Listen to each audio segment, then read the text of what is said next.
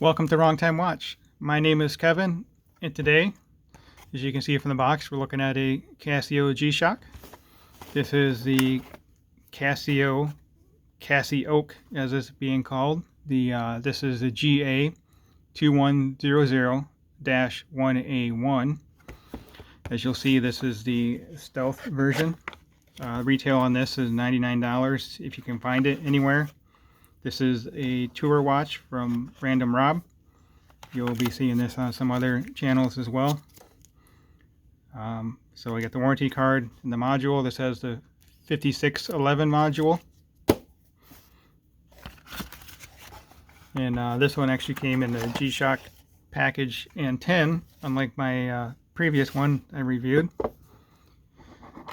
I'm not sure where Rob got this from, but for the other one I bought it from Macy's. So here you go, $99. And again, this is the GA-2100-1A1. Let me zoom in here.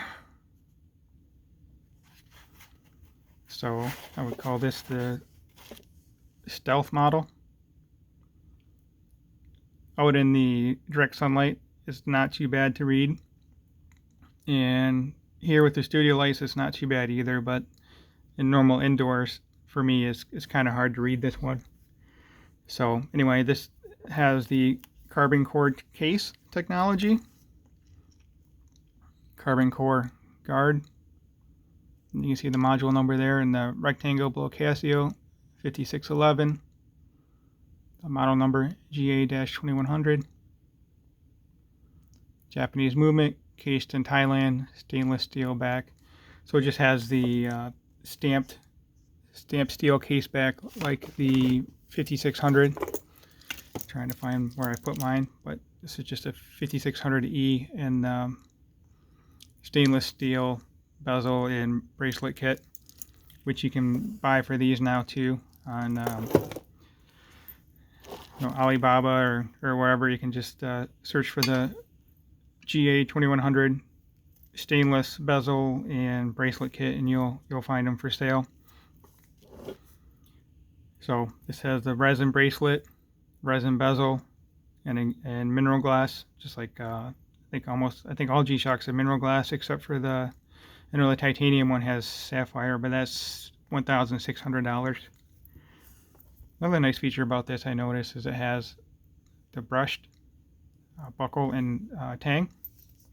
Kind of goes with the stealth, but it still has the the polished pushers on both sides. So obviously a shock resistant, 200 meter depth resistance. It has a double LED light. There's a light right under here, which I think you can see. And then also the digital area is backlit. I'll show it to you later as well, but it should show up. Yep, you can see it there a little bit. So I'll turn off the lights towards the end and show it to you when it's less bright in here. So it has world time down there in the digital display. Then it has the stopwatch, countdown timer, alarm. I believe there's 5 alarms. I don't really mess around with the alarms too much. I always mess them up. I wouldn't hear it anyway. And then back to time. And as you can see over here, the left subdial tells you the day of the week. So it is Wednesday. So it's a nice looking watch. I can see why it's popular. It's called the Casioak because it has the octagonal shape here to the bezel. And it kind of looks like the Audemars Piguet, however you say it, where I look. So dimensions on this are 48.5 lug to lug. The case width is 45.4. It's nice and thin at 11.8. That's thin for most G-Shocks. So it's similar in size to my favorite G-Shock, which is the square, which I showed you this one here I showed you earlier. I put it in a metal kit, which I don't know, I'm not really a fan of. it makes it really heavy. It kind of takes away from the G-Shock practicality. And also I have my sole right here, so this will give you a little better idea of the size. This is a 5610. I really like these. So 5610 I think is a little thinner. And also the 5600. So anyway, this has a 3-year battery. It has the SR726W, and it says ×2, so I'm assuming that it has 2 batteries in here. Get my fingerprints off the glass there. It is nice and light at 51 grams. And it is rated for plus or minus 15 seconds per day. Sorry, plus or minus 15 seconds per month, not per day like some automatic, mechanical watches.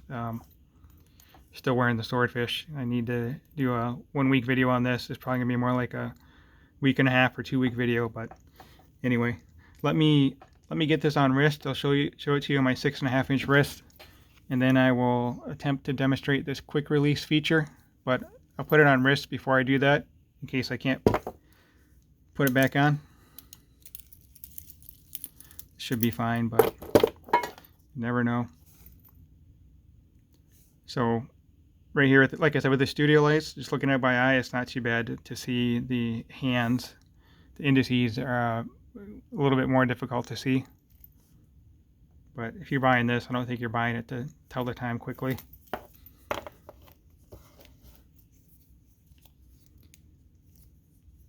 So I have a 6.5-inch wrist, probably a little less than halfway up. So if you had a 5.5-inch wrist, you could probably pull this off all the way up to a 7.5 or 8-inch wrist.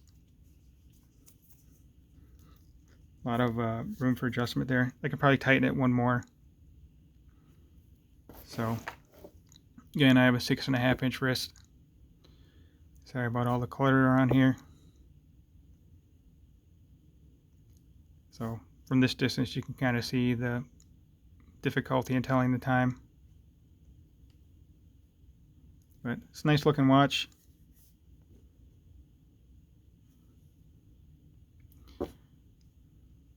Just been wearing around a little bit to get the feel for it. So I will attempt to demonstrate the quick release here. It's kind of buried down here. I don't think you can get to it with a fingernail. Maybe I can. No, okay, so I was able to get that off with a fingernail in there. First I have to get my spring bar tool out of my handy little tool mug here. So I have off to the side here some factory standard straps from my 5600E with the metal case mod. So yeah, you can put those on there.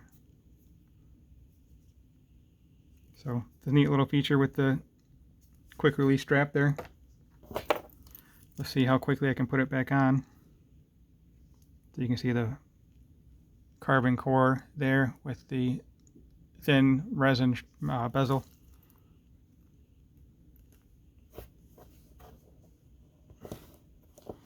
Maybe I'll use my tool here.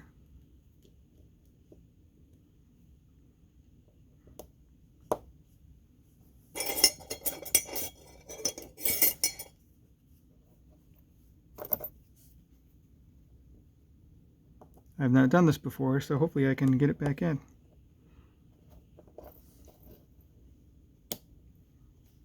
That looks like it went in there. Yep, and they're nice and snug. I will pause the video and be right back with the Lume shot. So one thing I forgot to mention is you can change the amount or the length of time the Lume stays on between 1.5 and 3 seconds. From the factory it's set at 1.5, and I set this for 3 seconds. So you can see the light down there, which lights up the face. And then the digital time is backlit. And there's actually some lume on the face of this, sorry, on the hands. At least there was on the other one I had. Let's see. Yep, there you go. So the hands are lumed, the minute and hour hand. There is no seconds hand on this. So that's nice. I have my 5610 here. Let's see if I can get these both to show at the same time.